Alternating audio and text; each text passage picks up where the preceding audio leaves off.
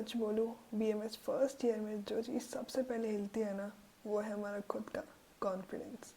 और अगर इन सभी से आप सब भी सफ़र कर रहे हो तो वीडियो को एंड तक ज़रूर देखना।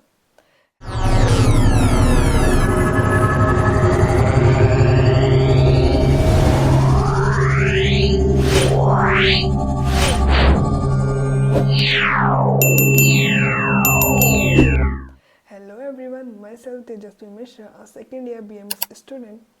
आज हम बात करने वाले हैं how to survive BMS first year. अगर तुम्हें भी ये लग रहा है ना कि यार मुझसे नहीं होगा, ये क्या चल रहा है, ये तो मैंने कभी सोचा भी नहीं था, सब कुछ इतना अनएक्सपेक्टेड कैसे हो रहा है, तो ट्रस्ट में आप अकेले नहीं हो। हम सभी इन सब कंडीशन से सफ़र करके आ चुके हैं। देखो, मेन बात क्या होती है ना, जो हम बीएमएस ज्वाइन करते हैं तो हम बहुत ज़्यादा एक्साइटेड होते हैं यार कि हम डॉक्टर बनने वाले हैं, सब कुछ सेट होने वाला है।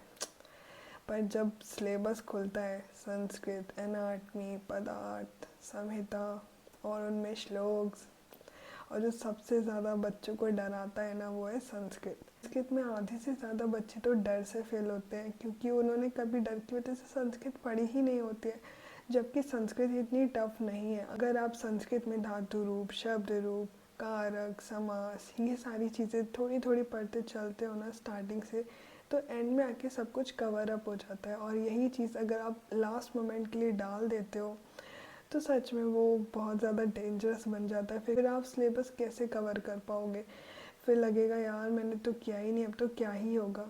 अगर आप रोज़ 30 या 40 मिनट भी पढ़ रहे हो ना, रोज़ 30-40 मिनट, तो संस्कृत आपकी आसानी से हो जाएगी। आपको बस क्या करना है, लिख के देखना है, नॉर्मल बेसिक संस्कृत पढ़नी है, कुछ इतना डीप नहीं है या फिर कुछ बहुत ही ज़्यादा ऐसे पीएचडी लेवल का नहीं है। संस्कृत इजी ही है, हमारे लेवल के हिसाब से ही है। वो इसलिए रखी गई है ताकि हम श्लोक का मीनिंग समझ सकें, अच्छे से श्लोक याद कर सके। इस वजह से संस्कृत ऐड करी गई है। Sanskrit as a subject BMS first year में ही है, उसके बाद नहीं है। बट हमारी सारी संहिताओं में, सारी बुक्स में श्लोक ज़रूर मिलेंगे। लेकिन जब आप फर्स्ट ईयर पास करके आओगे तो आपको लगेगा हाँ यार, संस्कृत पढ़ना वर्थ इट रहा, क्योंकि आपको अच्छे से श्लोक समझ आने लगते हैं, मीनिंग समझ आने लगते हैं। जब आप श्लोक का मीनिंग समझ के कोई भी चीज़ लिखते हो ना, तो आपके दिमाग में बैठ जाती है, और जब आप एग्ज़ाम देने जाते हो तो आपको एक श्लोक से पूरा आंसर बन जाता है। So don't be afraid of Sanskrit, easily हो जाती है। आप थोड़ा काम रहो, रिलैक्स्ड रहो, और थोड़ा थोड़ा कवर करने का शुरू करो स्टार्टिंग से ही, ताकि लास्ट में आके वो आपके ऊपर ऐसा बर्डन ना बने। लोग सोचते हैं कि एनाटमी कैसे होगी, एनाटमी कैसे पढ़नी है, उसके ऊपर मैंने एक डिटेल वीडियो बना रखी है, आप चाहो तो जाके चेक कर सकते हो, उसका लिंक डिस्क्रिप्शन में मेंशन कर दूँगी। जब टीचर्स पढ़ा रहे होते हैं ना, तो काफ़ी बच्चों के सर हिल रहे होते हैं, जिन्हें देख के हमें लगता है यार इनको तो सब समझ आ रहा है, शायद मैं ही पीछे रह गई हूँ, या फिर मेरा दिमाग ख़राब हो गया है, मैं कुछ नहीं कर पाऊँगी। तो ऐसा कुछ भी नहीं है यार, ज़रूरी नहीं है कि जिनका सर भी हिल रहा है उन्हें सब समझ भी आ रहा हो, क्योंकि लास्ट तक आते आते सब कुछ चेंज हो जाता है। आपको नहीं पता होता कि कौन कब क्या कर जाए। सो बी कॉन्फिडेंट, खुद पे इतना डाउट मत करो यार, तुम सब कर लोगे, यहाँ तक आए हो इतनी मेहनत करके, तो आगे भी जाओगे ना। चलो, इन सब चीज़ों से तो निकल आए, अब आता है सबसे खतरनाक चीज़, वो है कंपैरिजन, खुद को दूसरों से कंपेयर करना। कि यार हमारा तो एमबीबीएस में एडमिशन हुआ ही नहीं, बीएमएस में हुआ है, मेरे साथ वाला एमबीबीएस कर रहा है, वो तो बहुत अच्छा है, ये वो फलाना ढिमका। भाई आपने देखा है क्या जाके, क्या अच्छा है क्या बुरा है? कोर्स कोई भी अच्छा या बुरा नहीं होता है, डिपेंड्स ऑन यू कि आप कहाँ तक पहुँच सकते हो। आप चाहो तो इसमें क्या कुछ अचीव नहीं कर सकते हो, बहुत कुछ अचीव कर सकते हो। अपनी स्किल्स डेवलप करो, खुद को आगे बढ़ाओ। आजकल तो गवर्नमेंट भी बीएमएस को कितना ज़्यादा सपोर्ट कर रही है। ऐसा नहीं है कि बीएमएस में आपको कोई स्कोप नहीं है। पहले तो इस बात से डर लगता था कि यार बीएमएस तो कर लिया, उसके बाद क्या होगा। एक नहीं, कितने स्कोप हैं बीएमएस करने के बाद।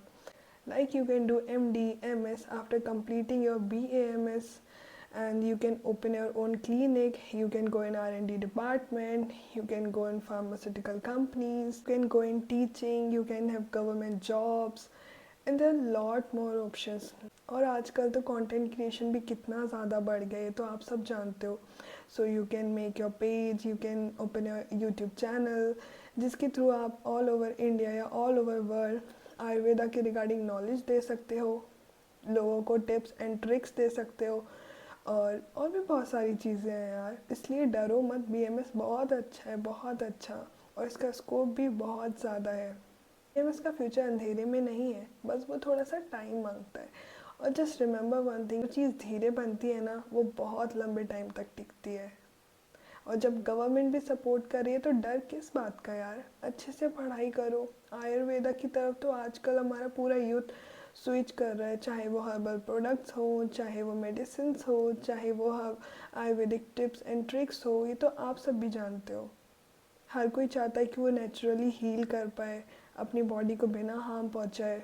तो आयुर्वेदा बहुत अच्छा है, आपको डरने की बिल्कुल ज़रूरत नहीं है। अपना फर्स्ट ईयर बहुत अच्छे से निकालो, स्टार्टिंग से पढ़ते चलो, कुछ भी डरने की ज़रूरत नहीं है।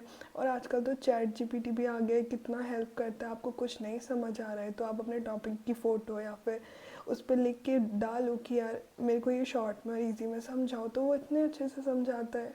इवन संस्कृत भी वो इतने अच्छे से समझाता है यार, आपको एकदम शॉर्ट में, इजी लैंग्वेज में। सो आपको डरने की बिल्कुल ज़रूरत नहीं है। बीएमएस बिल्कुल भी टफ नहीं है, इट टेक्स टाइम।